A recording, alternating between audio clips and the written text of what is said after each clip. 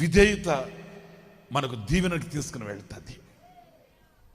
ఇదే విజయవాడలో నాకు ఒక తల్లి తెలుసు, వాళ్ళని మేము ఇజ్రాయిల్కి తీసుకెళ్ళాం, యెరూషలేంకి. ఎందుకో దేవుడు సబ్జెక్ట్ ఇలా తీసుకొని వస్తున్నా నాకు తెలియదు, మరి ఎవరికి అవసరమో నాకు తెలియదు. ఇదే విజయవాడలో మన సహోదరుని ఇజ్రాయిల్కి తీసుకుని వెళ్తే ఆ ఇజ్రాయిల్లో ఒక చోట సాక్ష్యం చెప్పమని నిలబెట్టాం, భార్య భర్తలు ఇద్దరిని. నేను చెప్తున్నాను, ఈ మాట నమ్మండి, నా దగ్గర ఫొటోస్ కూడా ఉన్నాయి. వాళ్ళు సాక్ష్యం చెప్తుంటే మన టీంలో వచ్చిన 45 మంది, ఇంచుమించు 50 మంది కన్నీళ్లు పెట్టని వాళ్ళు లేరండి. ఆ అమ్మ మహాతల్లి ఉన్నారు, మన విజయవాడలోనే ఉన్నారు వాళ్ళు. ఆ తల్లి నిల్చొని ఆమె సాక్ష్యం చెప్తుంటే ఈవెన్ సేవకులు కూడా అండి కన్నీళ్లు పెట్టని వాళ్ళు లేరండి.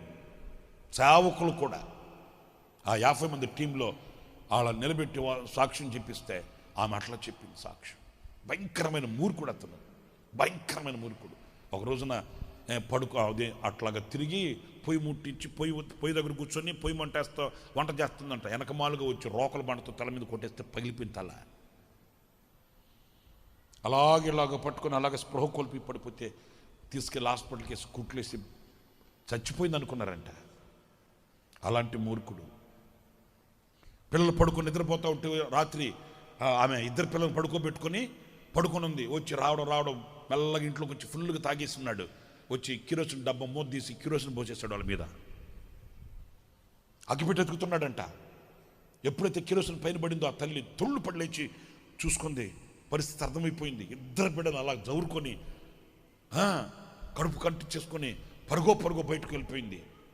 ఈ తాగిన మత్తులో అతనికి ఆ కక్ష తీరక ఆ మిగిలిన కిరోసిన్ అతని మీద పోసేసుకొని నిప్పంటి చేసుకున్నాడు.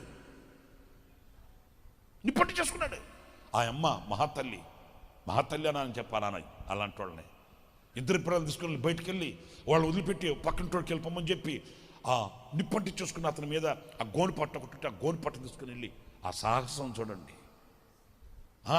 అలాగా గోనుపట్ట కప్పేసుకుని ఆయన గట్టిగా పట్టేసుకొని ఆయన తీసుకెళ్ళి హాస్పిటల్కి వేస్తే నర్సులు సాక్ష్యం చెప్పారంటండి. ఇలాంటి విశ్వాసం మేము ఎక్కడ చూడలేదండి. ఎందుకంటే రాత్రులు కంటి మీద కునికేసేది కాదంట. ఒళ్ళు కాలిపోయి ఆ మంచం మీద పడుకోబెట్టిన అతని దగ్గర మోకాళ్ళు వేసి రాత్రంతా ఏడ్చేదంట, ప్రభువా నా భర్తని మార్చవా.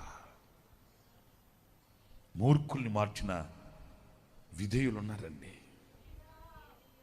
నా భర్త ఆమె అన్నదమ్ములు ఉన్నారు కదా, వాళ్ళు అన్నారంట, పిచ్చిదానా ఇట్లాంటి వాడితో కాపురం చేసేదానికంటే మా ఇంటికి